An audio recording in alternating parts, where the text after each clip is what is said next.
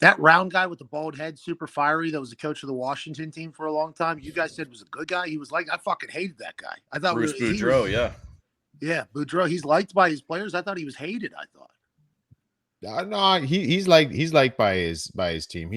You know what, dude? When you go back, you remember even Nick, you're mentioning like when we were talking about the HBO 24/7 following around, and Bruce did an interview, and he had. Do you remember that when he had like the barbecue sauce all over his face? He had barbecue sauce on his cheek like this, and he's HBO. I'm like, dude, you guys aren't telling him like to maybe wipe his mouth. He's like sitting there like blah, and he's got barbecue sauce on his face. But you know what, dude? I went working because so Pat, if you didn't know, he was working at NHL Network during this hiatus of coaching.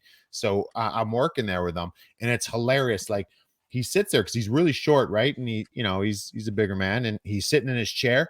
So he's like sitting there. I can't even do it. He's like slouching down, and he's sitting there like this, like while we're in live looks. And then when we come out on air, they're like, "Hey, on cam in 3, 2," and he's just sitting there like this. And I'm like, Bruce, and we're sitting there. He's just like watching the game, just like this. And then we're on air, and I'm like kind of looking at him, like, dude, we're on air. And he's just like, whoa, just sits up like the guys. Everybody loved them because I heard this.